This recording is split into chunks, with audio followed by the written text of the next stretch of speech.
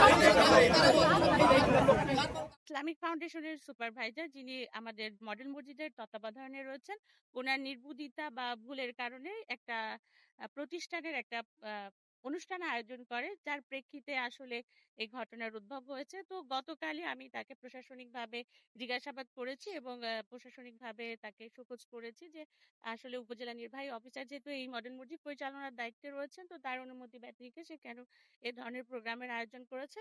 তো সেই অনুসারে তাকে আমরা শোকজ করেছি। পরবর্তীতে এভাবেই আসলে গতকাল বিষয়টি এমনই ছিল।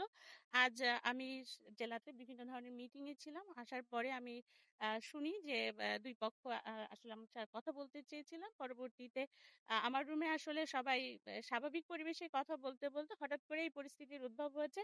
আসলে পরিস্থিতি হঠাৎ করে কিভাবে উদ্ভব হলো এটা আসলে এখন আর খতিয়ে দেখার বিষয়। আমরা তদন্ত সাপেক্ষে খতিয়ে দেখে পরবর্তী যে ব্যবস্থা আছে সেটা গ্রহণ করব। সর্বশেষ পরিস্থিতি এখন আমরা দুই পক্ষকেই স্বাভাবিক অবস্থায় তারা যে যার মতো অবস্থানে চলে গেছেন। আমাদের উপজেলার আইন শৃঙ্খলা পরিস্থিতি এখন স্বাভাবিক রয়েছে। ধন্যবাদ।